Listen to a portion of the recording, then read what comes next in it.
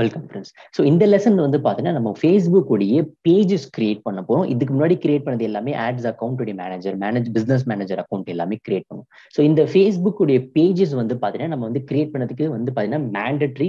So அதுவும் ads run பண்றதுக்கு இந்த பேஜஸ் அப்படிங்கிற விஷயம் நீங்க கிரியேட் பண்ணி தான் ஆகணும். இந்த பேஜஸ் வந்து பார்த்தீங்கன்னா உங்களுடைய பிசினஸ் ரிலேட்டட், உங்களுடைய நீட்ஸ்க்கு உண்டான ரிலேட்டடான ஒரு நேம் சூஸ் பண்ணி தான் நீங்க வந்து எடுக்கணும். இப்போ எக்ஸாம்பிள் என்னோட அட்வைஸ் காம்பேட் அப்படிங்கிறது ஆல்ரெடி எனக்கு பேஜஸ் இருக்கு.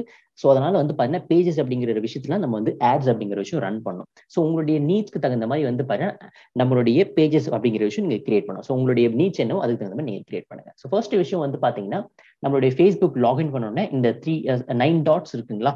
ஸோ மெனு இந்த 9 டாட்ஸ்ல வந்து பண்ண கிளிக் பண்ண உடனே கிரியேட் போஸ்ட் இருக்கு, ஸ்டோரிஸ் இருக்கு, ஈவென்ட் இருக்கு, பேஜஸ் இருக்கு. இந்த ஃபோர்த்ல வந்து பார்த்தீங்கன்னா கிரியேட்க்கு கீழே பேஜஸ் இருக்கா.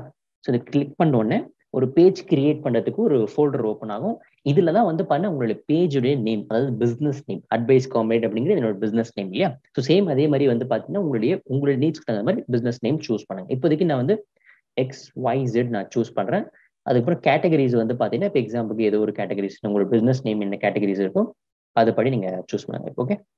நெக்ஸ்ட் டிஸ்கிரிப்ஷன் வந்து பாத்தீங்கன்னா நீங்க ப்ராப்பரா எல்லாமே வந்து நீங்க என்ன டிஸ்கிரைப் பண்றீங்களோ, அதாவது உங்களுடைய ப்ராடக்ட் என்னவோ அதுக்கு தகுந்த மாதிரி வந்து பாத்தீங்கன்னா உங்களுடைய பேஜஸோட பயோ. ஓகேங்களா. ஸோ என்னோட பயோல வந்து இப்போ இன்ஸ்டாகிராம் பேஜஸ் பயோலாம் வந்து பாத்தீங்கன்னா என்னோட டெசிக்னேஷன்லாம் இருக்கும். ஸோ அது வந்து பிராண்ட்.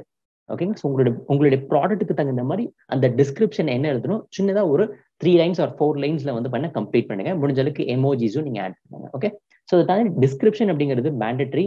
ஸோ அதை நீங்க கம்ப்ளீட் பண்ணுங்க. ஸோ அதை தாண்டி வந்து பண்ண ப்ரொஃபைல் பிக்சர்ஸ், அதுக்கப்புறம் கவர் போட்டோஸ், இது எல்லாமே வந்து பண்ண மேண்டட்ரி. ஸோ அப்பதான் வந்து பண்ண ஒரு உங்களுடைய பேஜஸ்க்கு வந்து ஒரு விசிட்டர்ஸ் வந்து பாக்குறாங்க அப்படின்னா ஒரு பிராண்ட் அப்படிங்கிற ஒரு விஷயம் இருக்கும். ஸோ அதனால வந்து பண்ண ப்ரொஃபைல் பிக்சர்ஸா இருக்கட்டும், உங்களுடைய கவர் போட்டோஸா இருக்கட்டும், இல்லை டிஸ்கிரிப்ஷனா இருக்கட்டும், இந்த கேட்டகரிஸா இருக்கட்டும், எல்லாமே பர்ஃபெக்டா கம்ப்ளீட் பண்ணுங்க.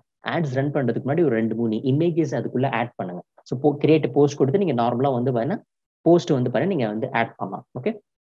ஸோ அதுக்கப்புறம் கிரியேட் பேஜஸ் கொடுங்க.